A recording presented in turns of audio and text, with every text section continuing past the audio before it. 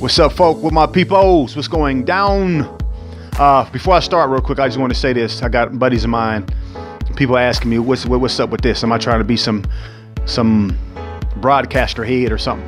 No, this helps to decrease the background noise. I got kids, people in the house. And when you have these spur of the moment things that you want to bring, sometimes you just don't have the place to do it where there's no noise. So this helps to decrease that yelling and screaming and TV and all that other stuff.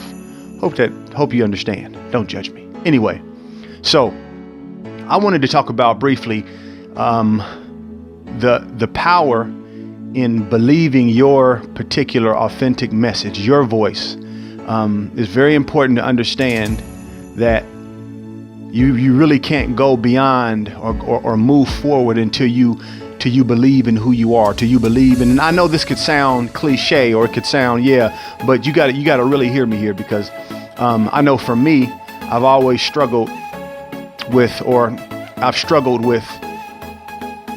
believing that the things that I have to say or to bring forward are of value or not already known to the fact that a person doesn't get anything from it, thinking that it's just not valuable, so these are the crossroads that we have that will not allow us to move forward, because the big truth is our only responsibility in this planet, in this earth, as people who co-create with God, and that's not singled out to any particular person or group.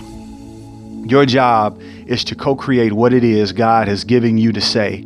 And it doesn't have to look, it's not about, some people say, I heard a woman say, well, I don't have particular messages.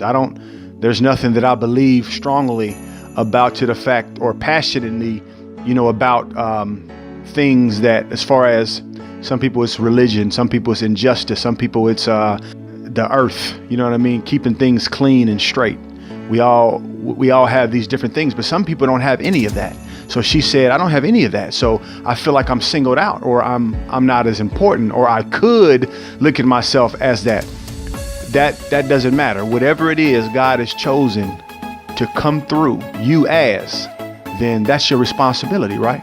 So what stops us from really truly going with that responsibility, or seeing to it, to the fact that we don't let anything stop us? Simply, it's the belief that what we are is not enough. So if you're looking to really break through this year and the years to come, you have to realize whatever it is you're here for, you have to believe it to the point that you start to convince me that you're a master of it. If you like shoveling snow, and I got a shovel in my garage, and I shovel my kids, but I know about shoveling snow. But if you come to me and you talking about, I shovel snow, and this is how I do it, and you believe it, and you like it, and you passionate about it, whether I know about it or not, it's a great possibility that you're going to convince me that you're a master of it, to the point that I seek out your advice, or I seek out your counsel or your service to shovel snow. Whatever it is, whether you're in ministry, whether you're a business leader, an entrepreneur, whatever it is, your sole responsibility is to first convince yourself that what you have to say and what you have to offer is important, because you believe it's important. And then next, what happens is this magical thing happens where, because you believe so strongly about it, to the point where you've mastered your belief in who you are with this particular thing, that it spills out on everybody else. No, everybody is not going to seek your counsel, because we all have different roles to play in this drama of life. But solely or individually, our roles are to convince ourselves, and then God steps in and convinces everybody else who's with you and for you, or who's like you. And tell you the truth, it's not even about that. Let me get really mystical here for you.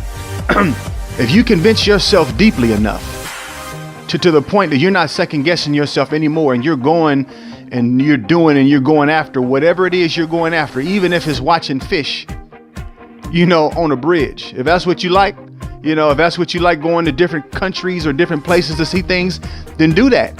And I guarantee you, if you accept it strong enough or holistically enough to the point where you convince yourself that you have mastery over watching fish, man, you're going to magically, spiritually convince the world that you're a master of watching fish. You're a master of leadership, of ministry, of building houses, of building chairs, of lecturing students. Whatever it is, you're going to convince people to the point where you start to build.